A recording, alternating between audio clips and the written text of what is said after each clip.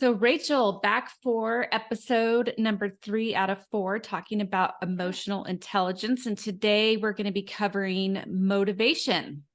Yes, motivation. How do we do this? How Yes, do we how do we do this? I how do think this we is a do struggle for a lot of people. So, I think it's important to dive into this pretty deep to help Yeah, people understand, when we're experiencing that lack of motivation to do the things that we want to do, or I hate to use the term should, because then you start like shoulding all over yourself, but it's, I think it's a pretty common thing that people experience. And they're like, why can't I get that internal drive to do the things that I want to do, or that I feel like I, need to do? So I think really putting together the components of this and looking at how we can possibly improve it, I think is a great deep dive for us to do today. So tell me more a little bit about motivation as it plays into emotional intelligence.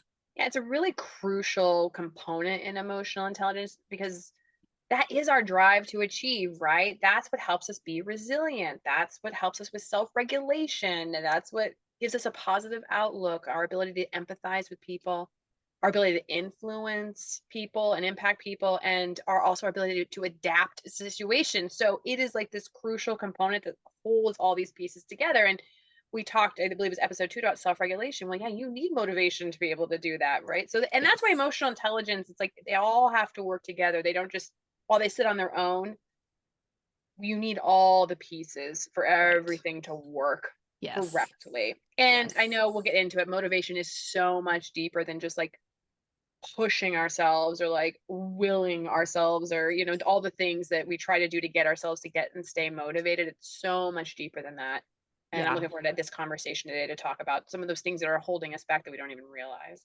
Yes, absolutely. And I think kind of what lays at the kind of the base of this is many times when we're lacking this motivation to do something, there's some subconscious thoughts, beliefs that are playing under the surface that we're not Yes. maybe recognizing, that are in a sense kind of sabotaging or preventing us from having that motivation to do the thing or move forward in a certain way.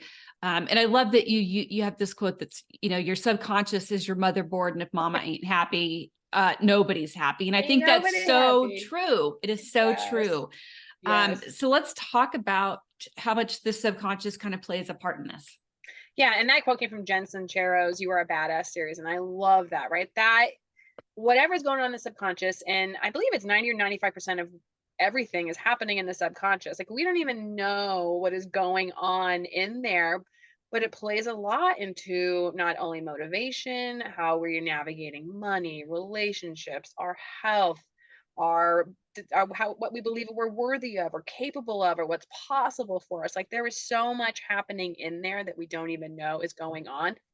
That's sabotaging our ability Mhm. to do things. And until we start to bring those things from the subconscious to the conscious, it can become Yeah. really hard. Like why, like you said, why don't I feel motivated? And I Mhm. think another important thing to think about too is our brains are wired for survival. They're not wired for things like happiness, for motivation. Like we're survival beings and we have to do the work, right? We have to take what's in the subconscious to the conscious so that we can get to a place where we feel we're happy and like we can push our brain to those spaces, but it's not innately natural to us. Yes. Yes. And I think that even when like, I think there's a certain level within all of us that when pressed, we can make these things happen. But is it long lasting change that has Right. occurred? Because it's typically, yeah, our brains are pattern seeking missiles. Yes. We know what's comfortable. Anything outside of that comfort zone, it's like you might be able to pull this off for like a week or a couple of weeks. This is why New Year's resolutions tend to not stick, is Right. because you're making this drastic change so fast and your Right. subconscious hasn't been updated with the new information, and your Yeah. brain just sees this as like, okay, this is like completely abnormal, this is outside of our comfort zone. And without even realizing it, the subconscious kicks in and starts telling us things like, it's okay, you don't need to do that thing today. Like, what's one day without doing it? Or there's even like the beliefs of like, you're not worthy of this, you're not Yeah. worthy of taking care of yourself. I mean, it just kind of depends on like what direction you're trying to go with change. Yeah. um but yeah, you're right. I think it's like 5% of the time we're conscious of what we're doing, thinking, like in the moment, and the rest of it, 95%, is the subconscious, which is a little like, it's frightening to me a little bit, but it also makes a ton of sense when you look at like how people function in the world. You know, Yeah. driving to work, and sometimes you don't even remember, because it's the same path you've taken every day. Yeah. You don't even remember the whole drive there, which is just like A little scary. It's terrifying sometimes. What we can actually get away with, what we can do subconsciously is pretty fascinating. Yes, yes. So when we talk about bringing the subconscious to the conscious, this is a very difficult task, I think, to complete sometimes. What are some tools, tactics, ways that you would recommend to somebody to start helping them to bring those messages to the surface, where they can start to work with them, changing those beliefs, changing those ideas?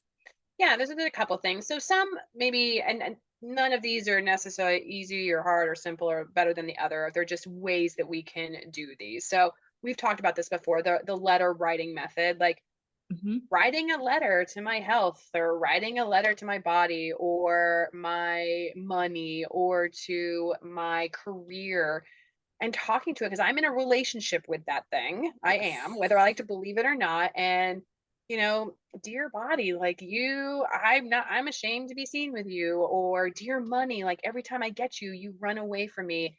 And it's just talking to them, right? In your relationship, Mhm. just to bring it up. Like, what are the beliefs that are coming up, the stories about my worthiness or what's possible that are coming out in that. So that's a great way to do it. I find another way to dig into our subconscious that we don't realize is leaking out is when we get triggered.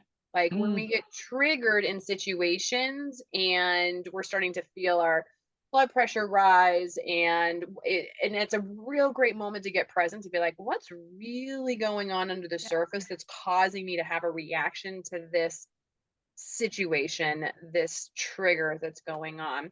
There's a lot of journaling people can do. Mhm. And sometimes we know we sort of push these things aside, and it's just getting really real and being like, okay, like I don't feel like I'm worthy of money or greatness. And there is probably a story from our childhood about our worthiness that we sort of carried with us. It's all right. Where's this "I'm not Yeah. worthy" come from? Or I'm not. It's not possible for me. Well, where does that come from? Or it's selfish if I do this. Like those are the stories that we've been telling ourselves, where it's really important to start getting present about where did I learn that it's selfish, and why is it, and who told me that, and is it really? And those are a few different areas that you could start just to bring what's in your subconscious to your conscious Yeah. at an easy level. Granted, there is Yes. much more work done when it comes to therapy and EDMR and somatic, I mean, all those things that Yes. can really help bring up bigger things. But at a surface level, those are some great ways to start Yeah. to bring that in. Yeah. I love it. I love, obviously, that I'm a huge fan of journaling, and I think that's a really great way to introspect and to kind of like start to see. It also brings up like pattern recognition, when you're able to Yes. go back and review what you kind of journaled about, and you're like, oh, look, this thing, this thought, this thing, whatever it might be, keeps surfacing. What's behind that? Yeah. And I know, like, the letter writing thing, that was very helpful for me when you had recommended that to me several months ago, because it kind of took me to a place where I was removed from the situation. It puts me almost into a third person, because I'm not writing for me. It's like more from that outside perspective, Yes. where Yes. you start to allow those things to kind of come up to the surface. I think it's also important to have like that, I call it white space, where it's like you're not doing anything, you're not trying to accomplish anything. I feel like this is where a lot of creativity happens, if you just stop for a minute, and that's Yes. when the ideas drop. But it's also when the thoughts kind of will surface to, or come to the surface, and you're like, oh, look at that. There's something that maybe I've been not really cognizant of. And then again, like you said, therapy, EMDR, I've even heard hypnosis is a great Oh way yeah. to bring subconscious to the conscious. So a lot of different modalities in that area. So what are kind of the components that we need to look at if we're lacking that motivation, that we can start to work on? Because there's really two components, right, that make up this motivation. When you think about the conscious and subconscious memory, are you talking about like Made up of like, so the self-awareness Oh, and the self-regulation are kind of oh, like you're talking about the, what, yes, how they all come yes. together. Yeah. Yes. So motivation, when we're not feeling motivated, they're in the emotional intelligence space, we're not feeling motivated, there's something amiss with self-awareness, self-regulation. It could possibly also have to do with the social skills, the empathy side, but there's something amiss in that self-awareness space, like we just talked about, right? How do I get really clear, get present, like what's going on that is causing me to feel unmotivated or feel a lack of motivation or not, like what's in there. And self-regulation, our ability to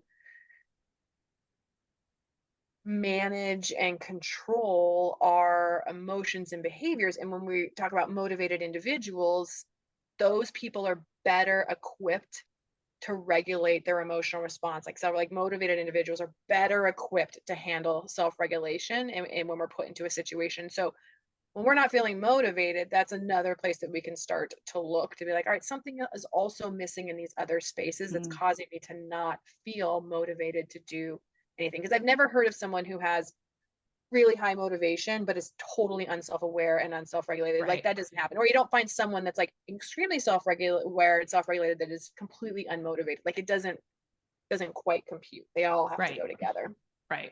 And I know like this hits home for me because I know, over the last few months, Yeah. I've kind of waxed and waned in the realm of, I'm feeling motivated to do something. And then like a couple of weeks later, it's like, okay, I'm lacking that motivation again. And I think something that you had kind of helped me to recognize was a lot of times there's a values conflict in this, or there's a value that we're not honoring. And there's the lack of motivation is because we aren't in alignment or in integrity with what is most important to us or what's a Yeah. priority. And of course, with the different seasons of life that we kind of go through, it's like your core values, typically we like to think that they stay the same, they stay static. But I think that a lot of times there's circumstances in life or seasons of life where maybe one of those core values isn't as important as one of the peripheral values that needs to be Yeah. paid attention to. Yeah. And I think that, again, that comes from that self-awareness of like, okay, something's off, something's not feeling right. Let me Yeah. start with looking at my core values. Um, how often do you think that is kind of one of the like main roots of a lack of motivation?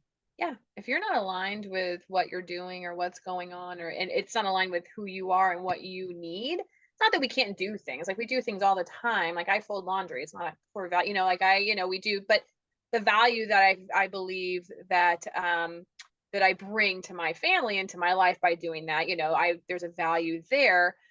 But I guess in the bigger picture, their core values are the anchor to everything, even boundaries. Like, what are you protecting? Like, I mean, we talk about boundaries, but really we just have preferences.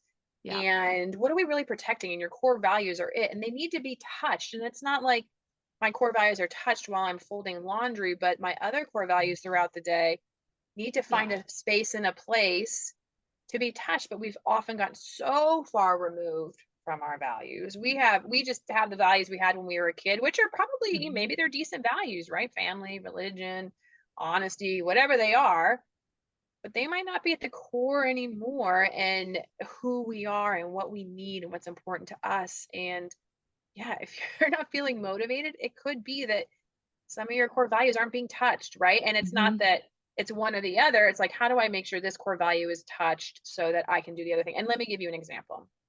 So I have I have a lot, I have values, but two that really stand out to me is I love solitude and I love nature. Like those are core values to me. I need solitude and nature to be touched daily, if not Mhm.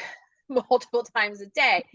So for me, like I use my time, I'm running outside. So I'm by myself and I'm in nature, but I'm also exercising and I'm also using that time not to zone out, but I'm listening to something that's helping me mentally or Mm. um, thinking about something new or doing some self awareness in those moments. So now I'm touching upon my values so that later on in the day, when I have to do the things that aren't my favorite things, that's been touched. And I Yeah. show up so much better as a person and a friend and a partner because it's been touched. I mean, Yes. I'd love to hear what yours are too. What happens for you? I mean, that makes a lot of sense to me, because I think when you're honoring your core values and recognizing the importance of that, what you're actually doing is filling up your cup. And so that Yeah. all of the other things that you're doing, which there's going to be things in life that none of us really want to do, like nobody gets excited about cleaning the house or doing the laundry or cleaning the car, all these things, but it's like these are things we have to do. Even going to work sometimes can be difficult. But it's a necessity. And so I think it's looking at like, okay, what are my core values? How am I honoring those? And really that comes down to self-care too. I think that's a big part of it. And if you're filling your cup, then I think it creates more of that foundation to be motivated to sometimes do the things that we're not necessarily Yeah. super stoked about doing. Yeah. I think that makes total sense. And then I think too, that it's like, I think anytime I look at like, why am I not motivated to do this thing? There is that question of asking like, why do I not feel motivated? Is this something that I feel like I have to do Yes. or that I should do, but I really don't want to do it? And it really isn't something I absolutely have to do. I think it also kind of comes down to, is this in alignment with my values? Yeah. Or is there something about this particular task or thing that I'm taking on that doesn't feel like it's in alignment? And then I think there's that question too of like, what am I doing to fill my cup up so that I'm coming from a whole full place, which I do think is just inherent to feeling more motivated to do things and show up better in life. Feel great. And not only to show up for other people, but to show up for yourself. So then I feel Yes. now that I've had those things that I need expressed or touched or I'm doing, then Yeah. I feel like, all right, I'm going to do one more thing for myself. I'm feeling really good. I'm feeling more motivated for myself. And I love what you say, because sometimes, not sometimes, we will, our habits will be, Kristen comes to me and says, Rachel, I need your help moving my entire house on Saturday. And maybe my formal people pleaser self and wanting to help is like, sure, I'll help you move, right? Just out of natural habit and reaction. And then Thursday or Friday comes along and I'm like, hold on a second. like I not that I in the moment to please or to seem Yeah. amenable or to feel like, okay, I got your back or whatever that is, I dishonored a value of mine and Sure. possibly. And now I'm like, and to your point that you made, like now I'm not feeling as motivated and I don't want to do it because that was going to be my day or something else was going on or I just don't want to Yeah. do it. But now Yeah. and of course I'm going to be not motivated, right? Yep. And I think that's what we're talking about, right? There's things that go on. There's like other things that are happening behind the scenes that cause us to say and do and react in a way in the immediate, right? Out of habit and pattern. And then later on, we're like, darn it. Yeah. Why did I Like, say yes to this? why did I sign up for that? Yeah. I You think know? another good point that you brought up though is the self-regulation. Like motivated people have good self-regulation. So when we talked about that, we talked about getting triggered, which ultimately, when it comes down to it, being triggered is dysregulation of the nervous system. So you're in Yeah. fight, flight, freeze. And if you're in that space, whatever one of those responses you're having, it's hard to be motivated to do really anything because you are in survival mode, not thriving mode. Yes, you have like your zone, your normal zone. And when Mm. things get pushed out of that, right? Fight, flight, or now we have freeze that's happening in there. Yeah, you're not going to be Yeah. motivated to do very much, but whatever needs to happen to get done to protect yourself, right? Your brain is a Mhm. survival machine, a predictability machine. Like it's not always thinking about best or whatever is Yes. going on. Yeah. Yeah. Yeah, And I think if absolutely.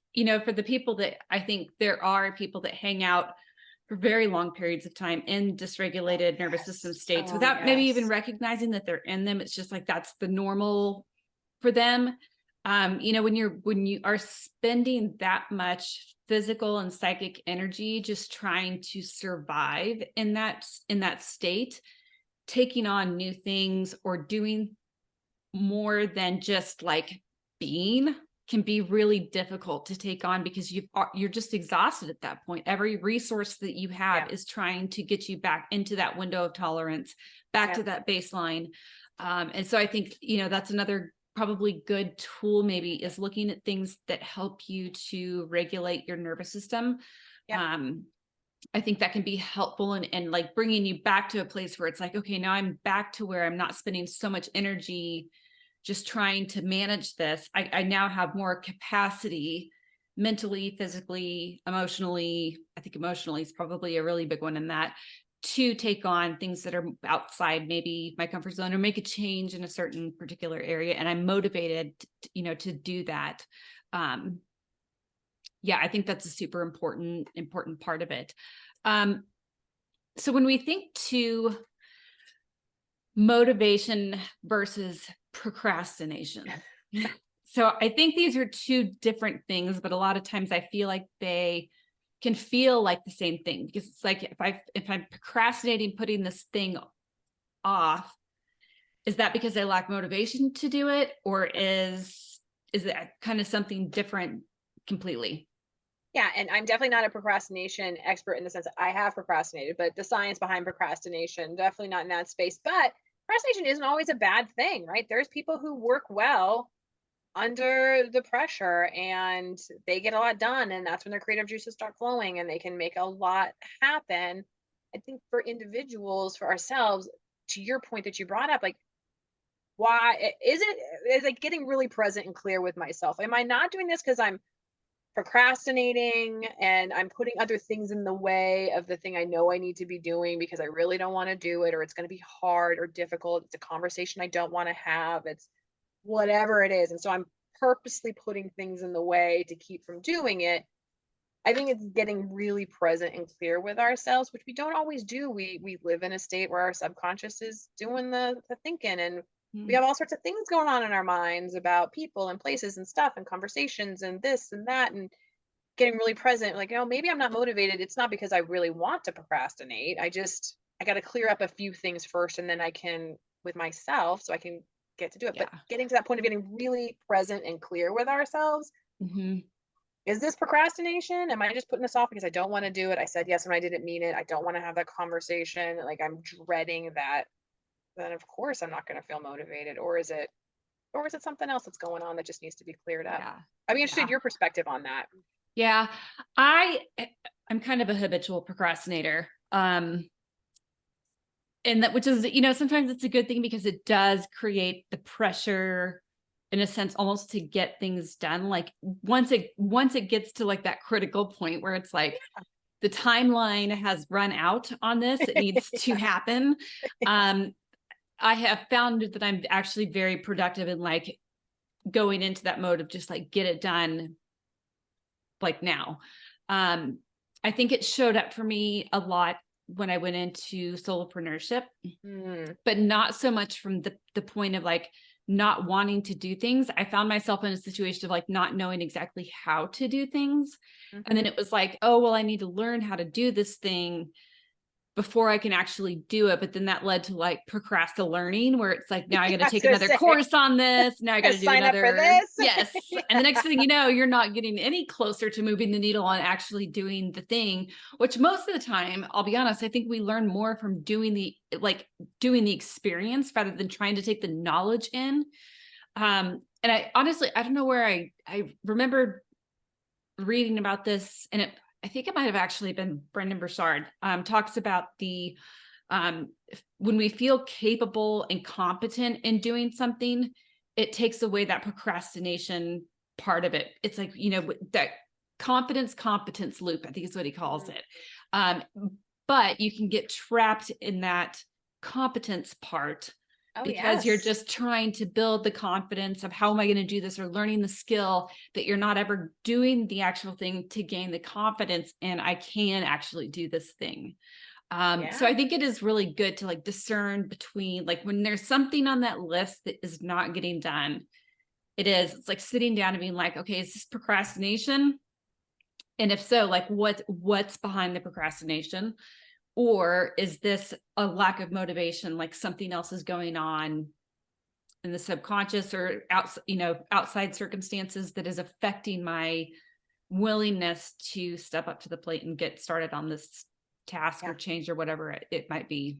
Yeah. Yeah. Yeah, I agree. And I think for me, a big change, what shifted over the past couple of years in entrepreneurship, solopreneurship, is doing the hard things first. Like Yeah. I Yeah. would definitely put the hard things off because it was I people pleaser, perfectionist. Like I put it off instead of just do the hard things first, and then everything else after that is easy. Like answer the hard email first. Like Yes. look at that contract that's so long. Yeah, like do that first. Yep. And then and it's having to make that, but a conscious switch, because Yes. I easily have a list of things and I'm like, I haven't quite done that yet.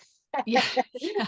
Yeah, Because I'm like, definitely. it's gonna cost money, or it's gonna take time, or it's not that important, right? Yes. And so Yes. And when you it's start, when that rationalizer starts coming start up, showing up. where it's Like, like, you don't have to do this, or that's going to cost money. Like those are the thoughts to catch yourself in, because that's yes, those subconscious thoughts that are happening that are preventing you from maybe stepping into a new space or something that's unfamiliar.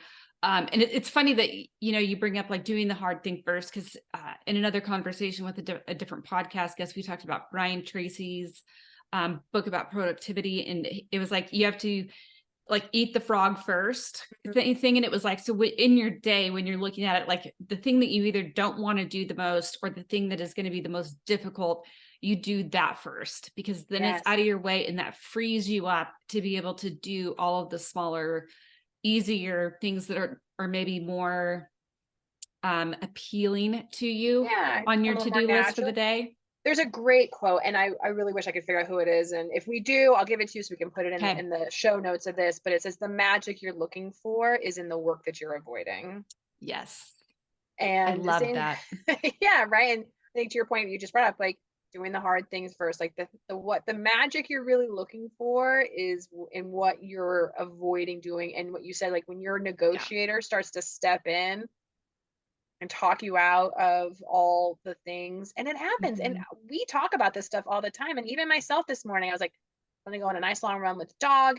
And the dog was asleep. And I'm like, well, maybe I'll just work out here, and like the dog, and like my brain is like telling me, and I'm like, what are you talking about? Like you've been looking Right. forward to this for and it's like, and then you just get out there. And once I think you could say this too, like once you start getting into the cadence, it's really not Yes. as bad as you thought. I think I spend sometimes more times in dread of Yeah. avoidance than like once I'm in it, I'm like, oh, it's fine. You Yes. know? And it's always those things too. Like as a runner, I get this. There's days where I'm like, I am not feeling this at all. And then, like the negotiator steps in and it's like, here's all the reasons why you could allow yourself to not do this today.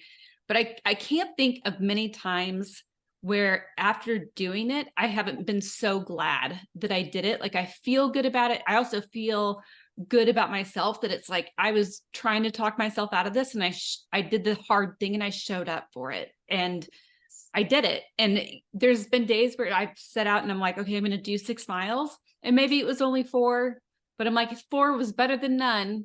So And sometimes those days turn out, you're like, I'm feeling pretty good. I'm gonna go an extra yeah, mile. I mean, that happens as well. But yeah, the magic you're looking for is in the work that you're avoiding. And I do believe that. And I think as we think deeper about our relationships and our careers and the things we really want for ourselves, and we yeah, think about what am I avoiding doing, you think about us like leaving careers to jump into entrepreneurship, solopreneurship, and anyone will yeah, tell you like that's not an easy jump. It's not like you're overnight success, like by any means. What no, it's 10 years to an overnight success, like it takes a long time, but you stopped avoiding it, right? You're like, all yeah, right, I'm just going to jump in and do this, and I'm just going to enjoy the unfolding while it's happening.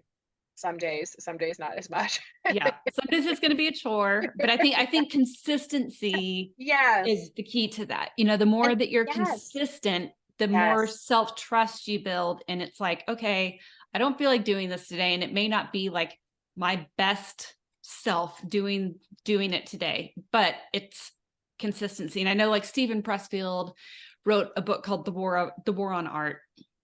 And he talks about like, so this is kind of based towards writers, creators, And he talks about like the biggest thing that you're going to come up against is resistance. And I think this translates into all areas of life. Like when you feel that resistance, his advice is you have to show up, you have to sit your ass in that chair, and you have to do the writing, or you have to do the thing.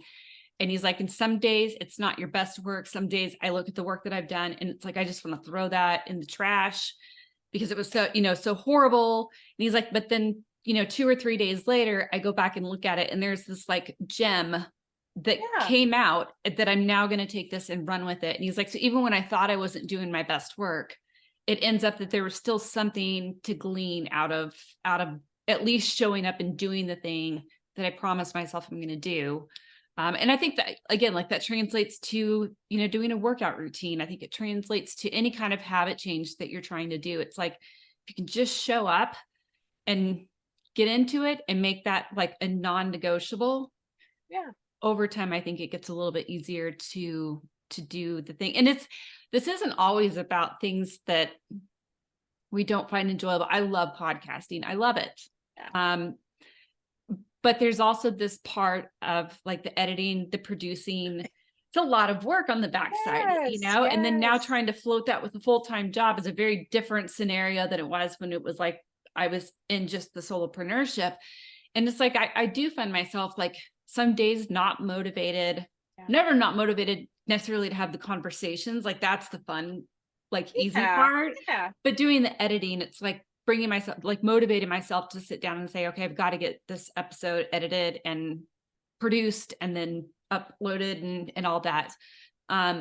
But it's one of those things like that is the consistency of it. Like, okay, maybe I just only do it for 30 minutes today. But I know that and that's something I enjoy, like really enjoy. So I think it's just one of those things that you have to kind of look at and give yourself space and grace when it needs to be space and grace. But I think if you can consistently prove to yourself that you can show up for yourself and the things that you really want, I think that it starts to shift that motivation towards the more positive side. Yeah.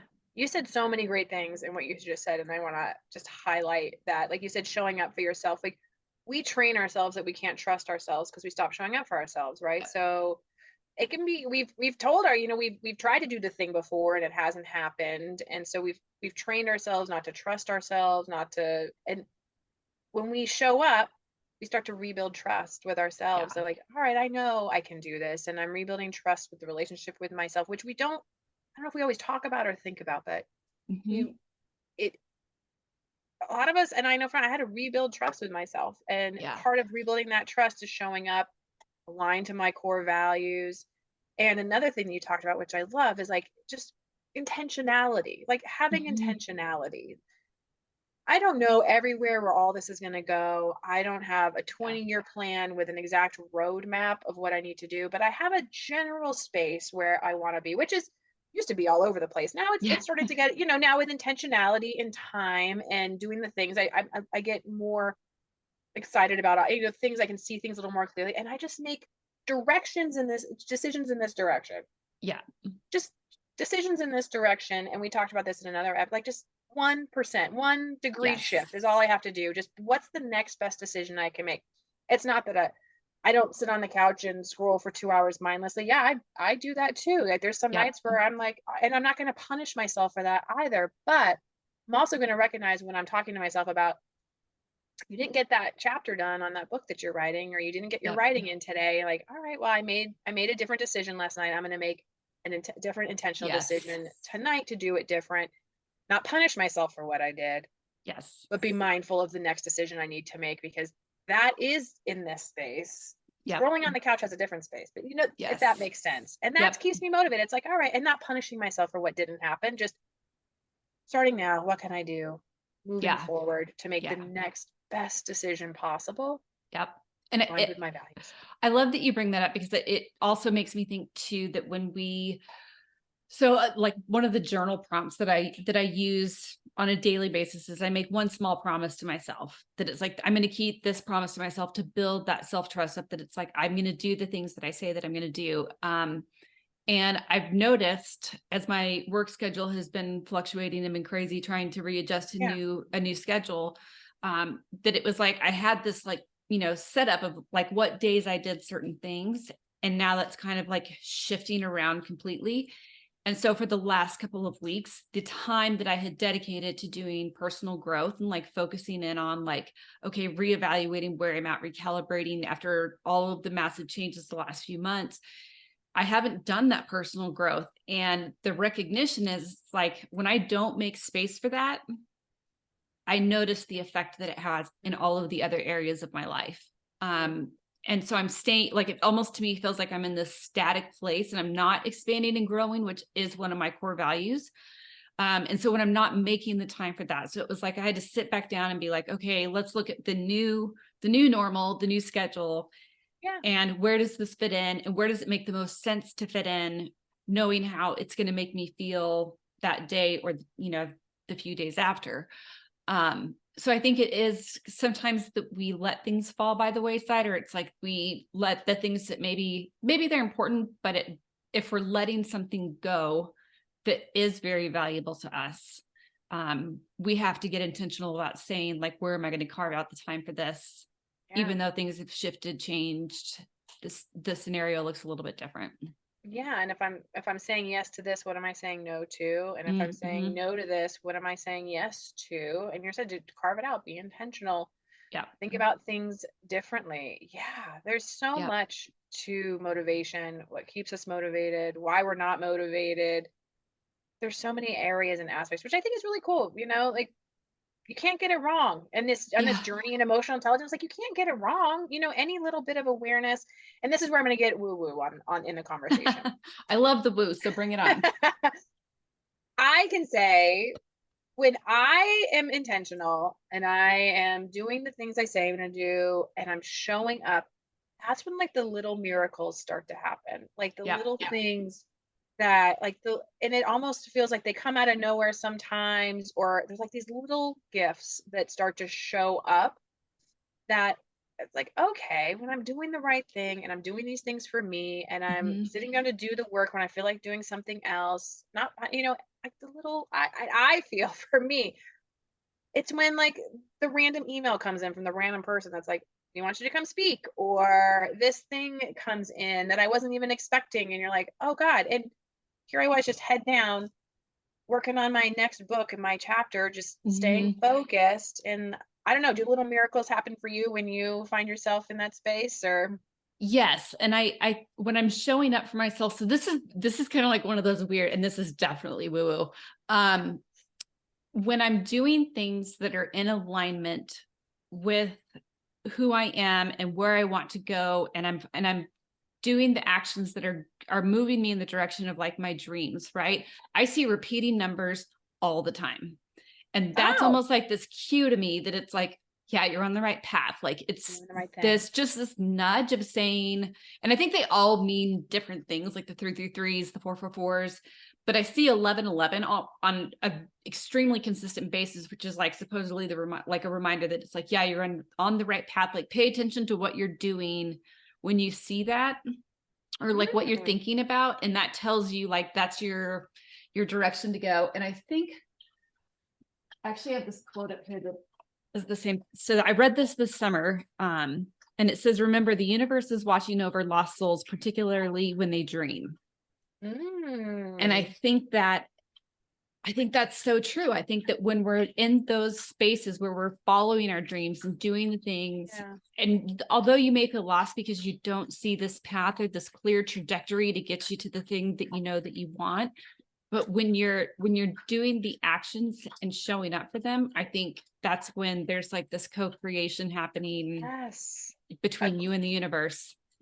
Yeah, because it's all energy and Yep. it's wild. And I've heard other people talk about it. I know I feel it. It's great. You see it like when we're doing the things in alignment with like these little Yeah. things start to happen and which keeps us motivated. It keeps us Yep. motivated because I mean, it's not like it happens every day, all day, or whatever. But I'm just gonna make the next best decision, and great, wonderful things happen. Yeah. They show up for Yeah. us. Doors Yep. open. Calls Yep. get made. Emails show up. And you're like, wow.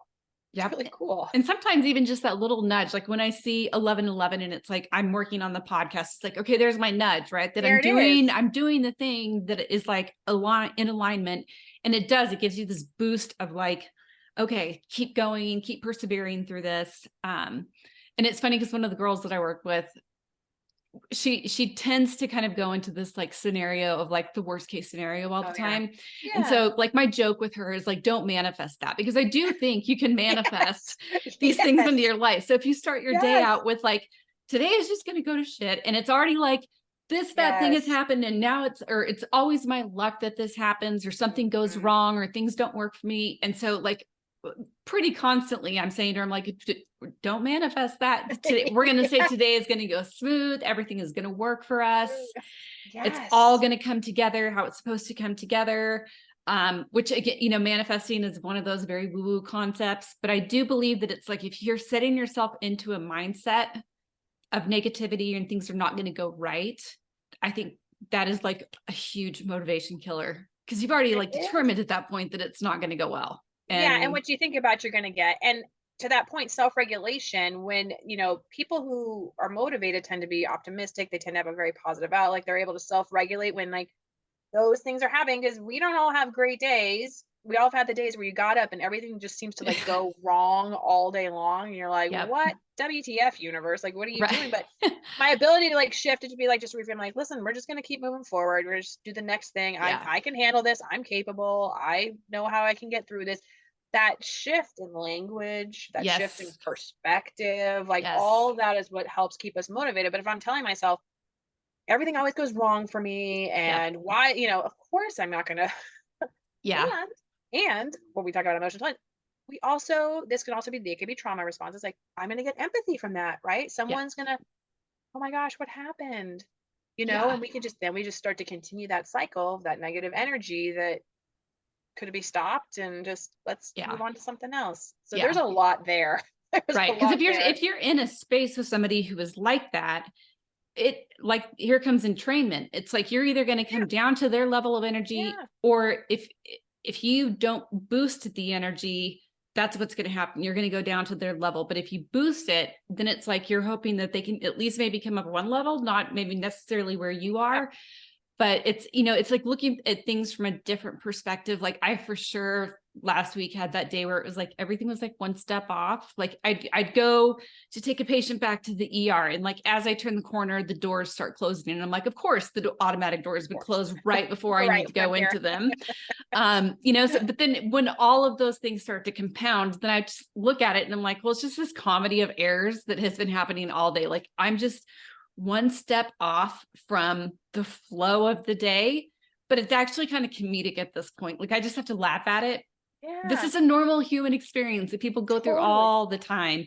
But if I can laugh at it and bring that energy into the workspace versus the like, everything keeps going wrong, doors are closing right in front of me every Yes. step of the way, then yeah, that's what you're going to be experiencing. Yeah, and we can get even more woo woo about this. Is they talk about, when these things are happening to us, that, and we talk about this in Kabbalah too. Like, the universe is trying, like, they're trying to tell, there's something that you need to be doing differently, and you're going to keep experiencing very similar situations until you Yes. start to navigate through that, and realize like, oh, maybe I need it. For me, it's patience. The universe is always giving me opportunities to practice my Yeah. patience. It's always giving me opportunity, I mean, always. And so when those things happen, I'm like, all right, you're working on me. You want me, I need to be working on myself. I need to be thinking and make a shift. But that's that's a very like different, not concept, but way to think about it. But like, all Yeah. right, I'm just this, it's teaching me something about myself right now that apparently I Yep. need to learn, and I'm just going to work through that, so that when it happens again, I've already worked through it. I can reframe Yeah. it very quickly. I don't have to get Yeah. mired down in it. Yes. But I think too, motivation, when we think about external motivation, like the people you hang around with, like you talked about, Yeah. the language that they use, maybe the judgment or gossip that's going on. Like when you're Yeah. working on yourself, it it's a very different space to be like, not to get into those conversations when I'm so used to being part of that conversation, Yeah. or my whole family is very negative and that's just the way we are, and having to shift ourselves into a higher state of consciousness awareness to be like, well, I don't want to be like that, right? Yeah. And Yep. so outside can have a very big effect on our Yes. motivation, willing to be motivated, society, cultural standards, religion, all sorts of things that want to Yep. put us into a space where we belong, where that Yeah. thinks we belong. And Yes. there can be big dissonance there if you Absolutely. are in this space, you're like, but I don't want to be here. Yeah. Yeah. And I think, I mean, we've talked about this in several areas where a lot of times when we start to make these changes in ourselves, whether that be more self-awareness, the self-regulation, not participating in things like gossip or talking negatively instead of, Yeah. coming from a place of kindness, that inevitably the people who are at that lower vibration that aren't elevating themselves or elevating you are just naturally going to kind of fall by the wayside. They I can't remember who the original quote goes to, but it's like, you are the product of the 5 people you spend the most time with. And if you're spending time with negative people who are unmotivated, well, there's Yeah. your first like inclination into what could be causing that. And to the Kabbalah thing, like I've delved more into it because I think it's super interesting, the philosophy behind it. Hmm. But I think even taking it out of like a spiritual or religious or woo-woo context, it's like if you keep experiencing things over and over and over again that are not pleasant, then you have to do something to change that. You have to expand in some way for Yeah, that to the not common continue. denominator. Who's Yes. the common denominator here? Yes. Yeah. I mean, that makes me think of those unmotivational posters that used to be like really big in the 90s. And it was like, the common denominator between you and all of your failed relationships is and it's like, we have to start looking at like, okay, what's the Yeah, trend here? And if I don't like the trend, if I don't like where this is going, and I'm finding myself demotivated by this, then it's like, okay, what do I need to do? Here comes back to that. Instead of why is this happening to me? It's what can I do to shift the tides? yeah, What can I do working on myself, or how can I bring expansion to myself in this so that I don't keep going through the loop, learning the yeah, same lesson, actually, but not even learning the lesson, just going through the vicious cycle of it without yeah. ever actually making it out. Like that's never fun And at I don't know all. whether it was conscious or unconscious for you, but like asking those what questions we talked about in self Yeah. awareness, like what can I do differently? What's the next best decision? What's another way I can look at this? What's another way next time when this happens? What's a different way I can show up? Yep. People with high self awareness, they ask themselves those what questions. Not that we talked Yes. about, not that why isn't important, but Right. we could get really Yeah. stuck in mindset of just like, all Sure. right, what can I do differently? Sure. And I want to, and I know you agree this, like, it's not that anyone's ahead or behind or more something or better or anything like that. Like Enlightened. enlightened or like we're all in our own on our own journeys and our own Hmm. places. And it's just where people are, just like I'm just where I am, you are where you are. And how can we, I think the best thing is what can we do to help? We all win when we cross the finish line together, but like what's the best way that I can show up so Yes. that I win and then everyone else around me wins? And when we talk about motivation, people, motivated individuals have impact and influence because when we see people Yep. doing things differently, getting the results, like it motivates us. Like, Yes. I mean, look at, I mean, the books we read, the people we admire, the incredible athletes. And like when we see, like, we're like absolutely motivated to go do because we're like, it's the impact and influence that motivation has. And it's not just the big names and the big people, but it's you and it's me. And it's just showing up Uh, for ourselves, making the next best decision. Other people see that. Yes. They see that. 100%. And then you motivate them to do what maybe they need to be doing. Might not be the exact same thing you're doing, but something else. They're inspired, which I think is Yes, beautiful. it is. And I think a lot of times what that comes with too, when you're role modeling something and somebody recognizes that, it gives them permission to do the Yes. same thing. And I think a lot Yeah. of people, that's what they're missing sometimes, is that self permission or permission from an outside place to do the thing that they feel like they can or aren't motivated to do. But then when they see somebody, and for me, I am truly motivated more by like average day, like humans in their normal life Yes. versus like the big, the big names, because I'm like, look at this everyday person, like doing badass stuff. Yeah. Yeah.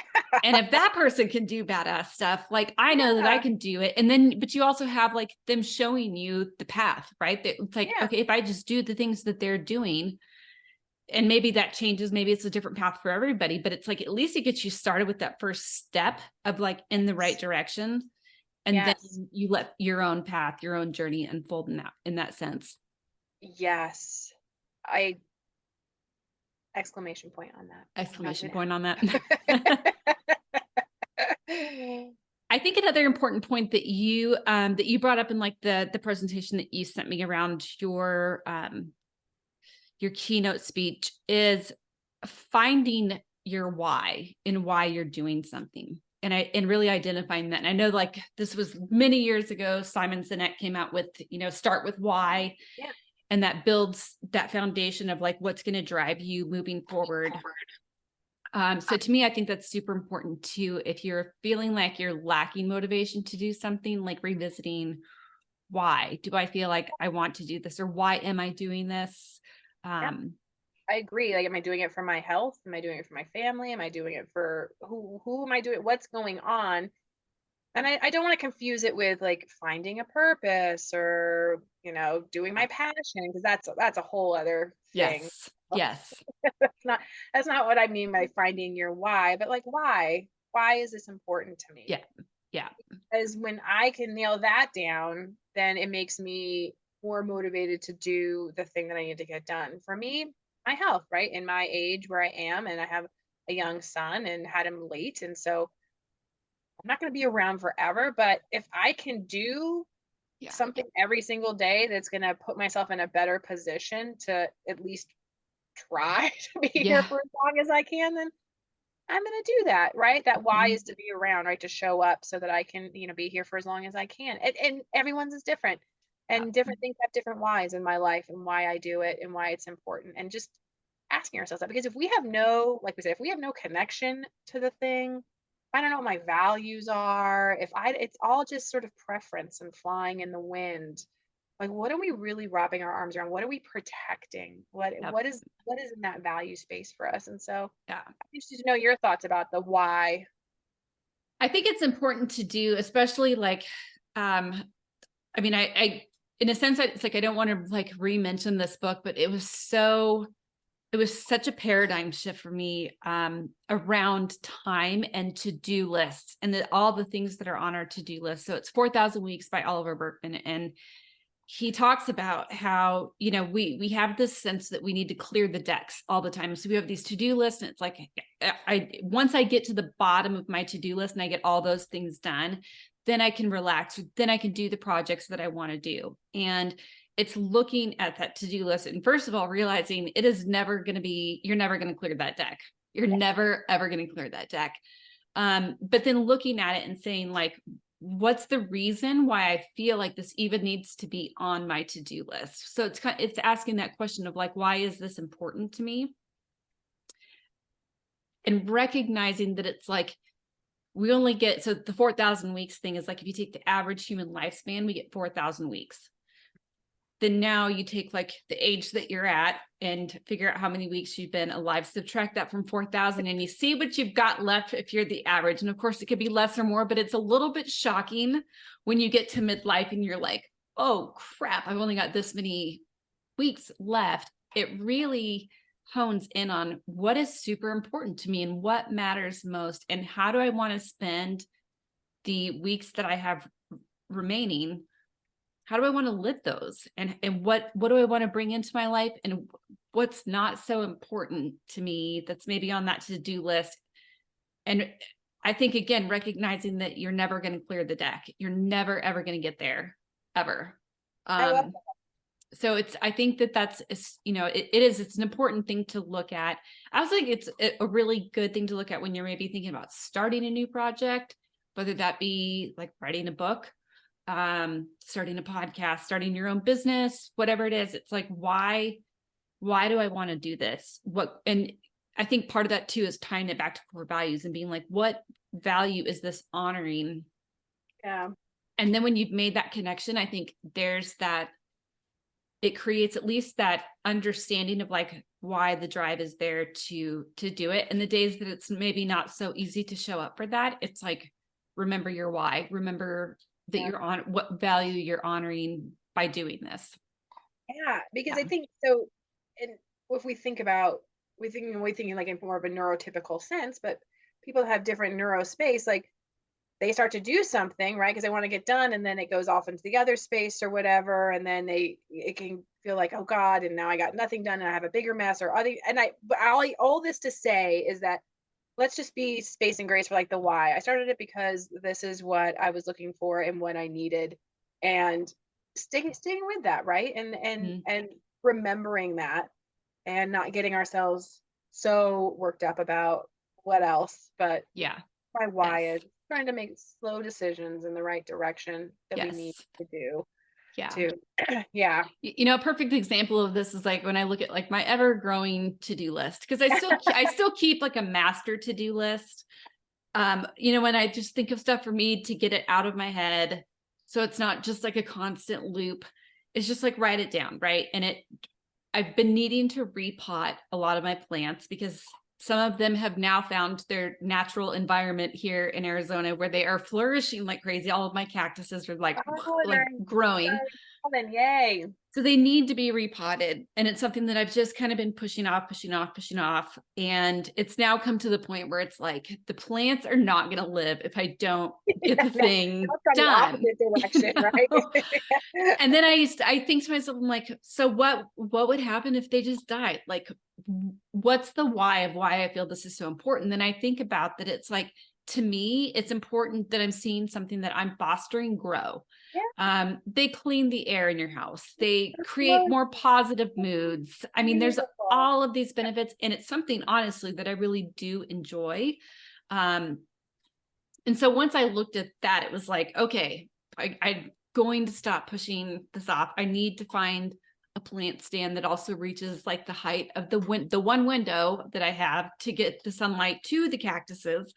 And it's so it just, to me, when I look at like my to-do list, it's like that may not seem like a huge priority, but it is important to me. And it's important to me in that sense of like, it makes my physical environment more comforting, more healthy, more beautiful, which then motivates me to do other things when I'm surrounded by things that I love and make my environment feel good. And I'm sure with the to-do list though, you have things on the to-do list that are like nice to have, need to get, Yes. and that like trying to avoid. There's all sorts of things. And Yeah. I'm sure if you and I hung up today and you got in your car and you drove to Home Depot or Lowe's, you could knock this out in like 45 minutes. You could be home, 100%. everything you need, be all done, whatever. But then how quickly, which I like, your brain is like, but there's other things on this to-do list that are Yeah.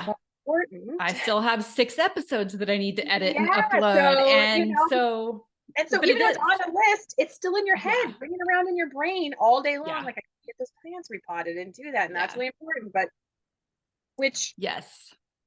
back to motivation, and when we think about staying motivated and what's the why, what brings me the most pleasure, what can I get Yeah. done, and like really thinking about, all right, because like you talked about, we talked about, you could talk yourself out of anything Oh, very yeah. quick.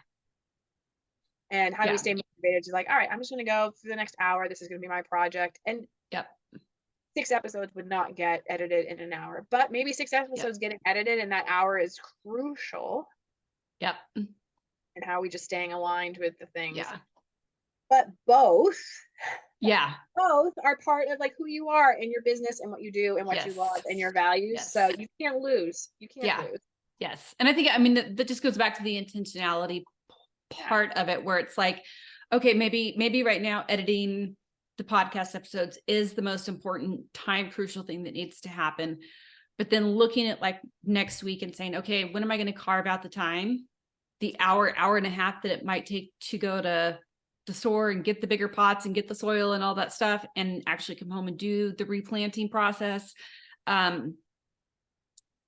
That's the intentional part of it. It is important to me. And maybe like right now in this moment, it's not the most important thing, but I know that it is something that I need to carve time out for. Yes. because it's something that I want to do and that I need, I feel like I need to do if I don't want them to die. I love those guys. I mean, Love like looking at, I mean, how much peace would it bring to look at them and be like, yeah. they're in a new pot, they got their nice new soil, they're in their nice, beautiful stand, and like Yep. you just let that slip Yeah. away. I think the plant people out there will get this if you're not I think into, you're not, yeah, plants. not many people are like, just let it die. What does it even? Right. Who cares? I Just go need get plants another in my one. environment. Yes. I get it. Oh, it does turn into a plant conversation. But to the Yeah. point, like getting it done does bring so much joy, right? That's like Yes. the joy Yes. part of your environment and your space. And that can be for people who do like to clean, right? Cleaning can bring joy. Like I like my nice neat, tidy, and when it's clean, I can relax. I feel joy in the environment. Um, it does bring something to Yeah. you. And Yeah. I would get back to the why. Yes. Important stuff. Okay. The question that I would have is if you were doing a workshop or giving a keynote or with a coaching client and this lack of motivation came up, where it's like, I'm not feeling motivated to do the things, what would be maybe like the tips, tricks, hints, tactics that you would give them to look at or consider to kind of like be able to shift that stuckness, I think.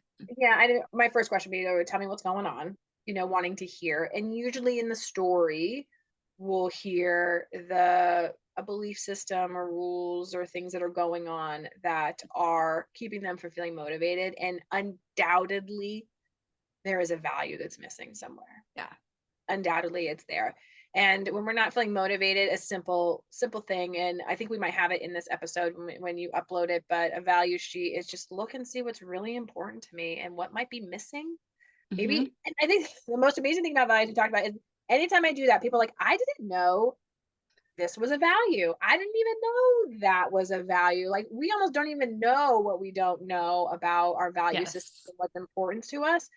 And so I would say most after tell me what's going on, then undoubtedly they have separated from themselves and they Hmm. are doing things that are not aligned with who they are or what they want, which is creating some lack of motivation Hmm. at a coaching level. I would Yep. say that that's where I would go. Yeah. And I think it's important too when we talk about core values because it's just like these words, right? When we do a values assessment, it's like loyalty, novelty, environment. I mean, it's like these very broad terms. And the beautiful thing about it is you get to define what that word means to you when it comes to the value.